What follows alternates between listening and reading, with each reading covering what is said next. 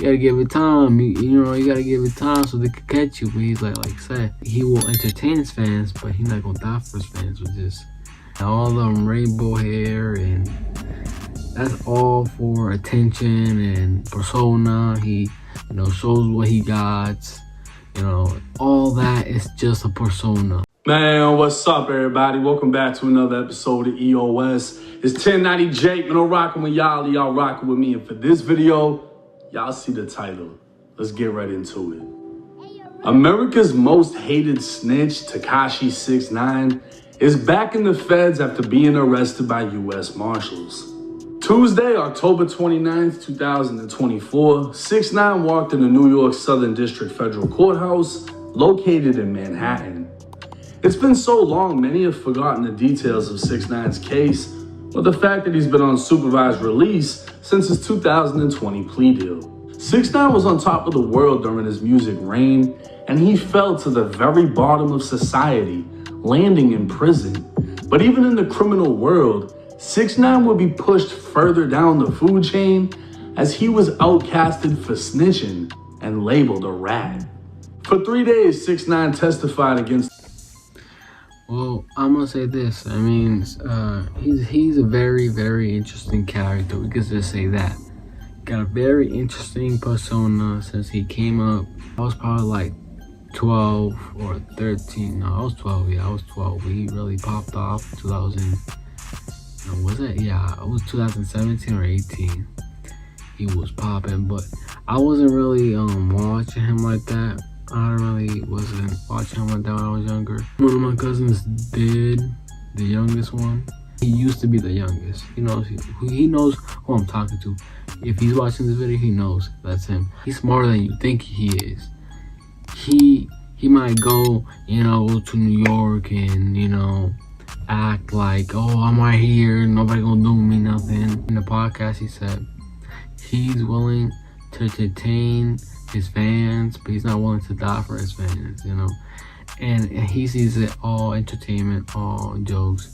Like, hey, I don't blame him, Two high-ranking 9 Trey Bloods. Harv, who kidnapped, beat, and robbed 6ix9ine, would receive 24 years, and Nuke, who held the second highest position in the gang, received 17 years in federal prison. 6ix9ine didn't have to testify against his former friend Shawty because Shawty took a plea deal for 15 years, but 6ix9ine would still highlight multiple illegal and violent acts Shawty committed during his testimony.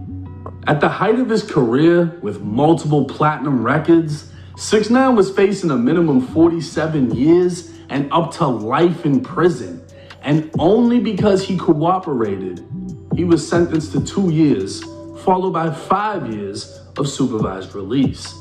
So why is he now in federal custody? Apparently 2 weeks ago, 6ix9ine was contacted and notified that he'd violated what is essentially federal probation. He was ordered to appear before a federal judge on October 29th, and that judge would send U.S. Marshals to find him after he was an hour late. 6ix9ine would eventually show up to court, but by then it was too late and he was arrested for it. A hearing would take place highlighting 3 violations.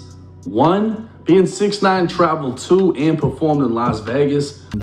You gotta give it time. You gotta give it time so they can catch you. But he's like I said, he will entertain his fans, but he's not gonna die for his fans with this. All them rainbow hair, and that's all for attention and persona. He, shows what he got. All that is just a persona. And to me, it's very entertaining, but do I think he should risk his life to do that or entertain? If that's his way to entertain, that's his way to entertain. Very interesting character. Without permission. 2, being he failed a drug test, testing positive for meth.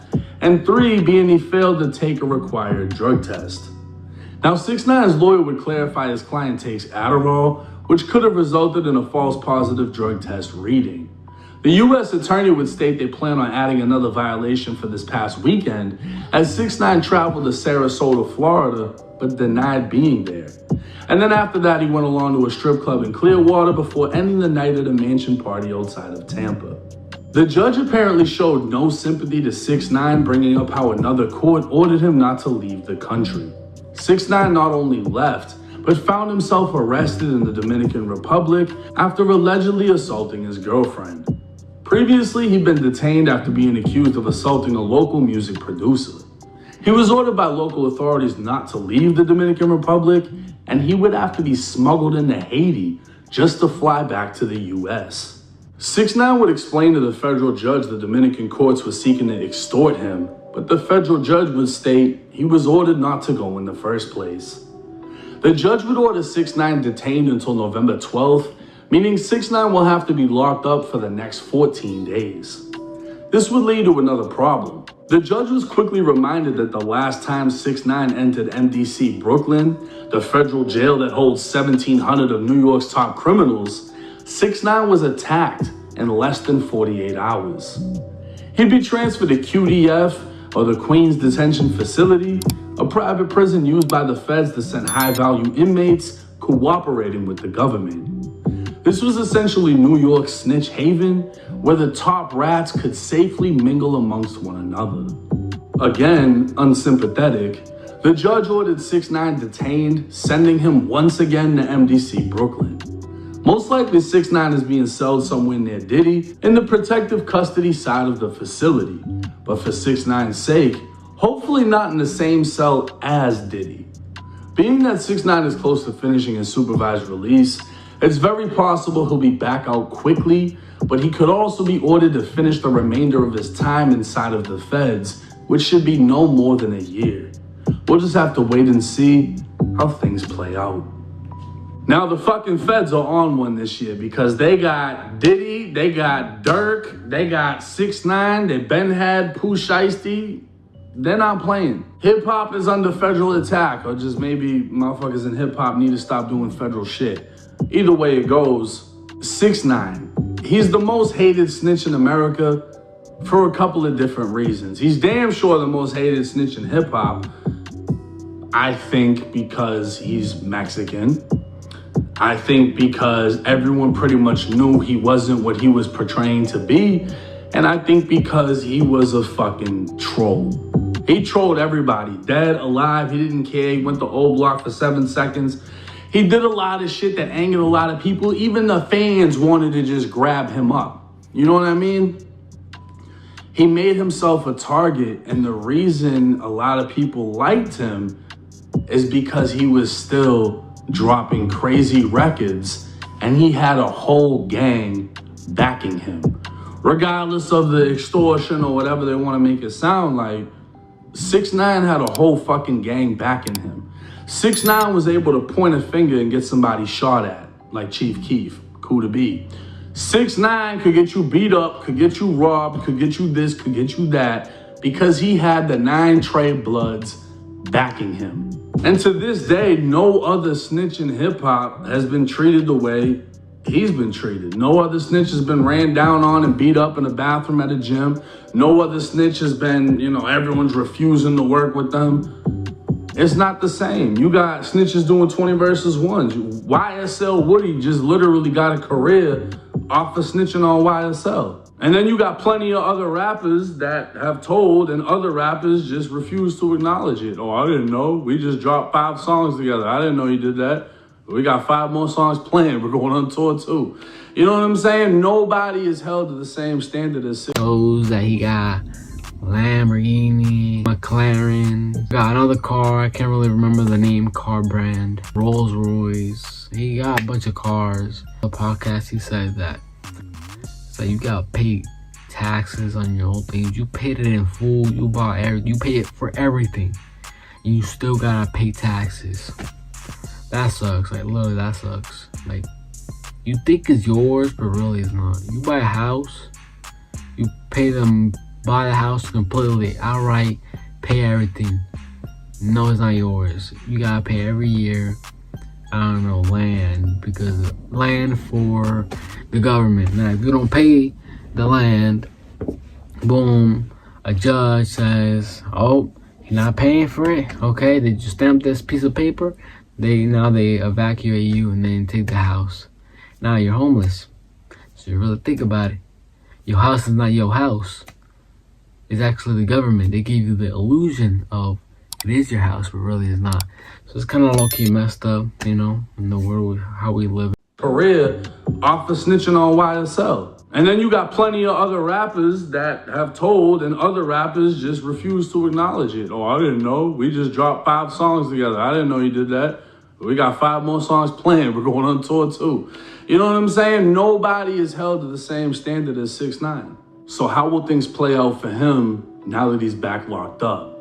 Well, the first time 6ix9ine entered MDC Brooklyn, he was placed in general population because at that time he hadn't snitched. He was most likely still under the false pretense or the false fucking whatever, the facade that he was a 9 Trey Blood and the Bloods were gonna protect him in the feds. And as the story goes, he was allegedly punched on by a Crip in the feds. And after that incident, he said, fuck this. I don't know if that's what kickstarted him into snitching. A Crip had to make that happen, whatever. But they transferred him over to the other prison in Queens, the Snitch Haven. And, you know, the rest is history. So do I think this time around he's going to go through the same issues? No, he's in protective custody. Like I said, probably somewhere with Diddy, but hopefully not with Diddy. And I'm pretty sure he's going to be fine. He's got court coming up. This isn't that big of a deal. It's some violations, but it's the fact that he was facing 47 years minimum and up to a life sentence. It's the fact that, yeah, he cooperated, but had he not cooperated, he would have went down as a gangster rapper. You know what I'm saying? That did gangster shit, like trying to get people killed. So when it gets broken down like that, it is kind of serious, the slightest violation. Now, if he had 5 years of supervised release, and this was from 2020, that means that he should be getting off soon. So even if the judge is like, oh, you need to finish this time in the feds, he's gonna get sent somewhere sweet. He's not gonna have to worry about getting stabbed and stuck in the toilet or nothing like that. And it shouldn't be for that long. The thing that's gonna fuck him over is apparently he had signed some new deal or whatever the situation was that was essentially worth millions. And the number one thing he was not supposed to do was get in trouble with the law. If that's the case, then this little ordeal might have just costed him millions. But let me know y'all's thoughts and comments in the comment section. How do y'all feel in 2024 about 6ix9ine? And why do you think no one else is treated the way he is? Let me know in the comment section. It's 1090 Jake. I'm rocking with y'all rocking with me. Till next time.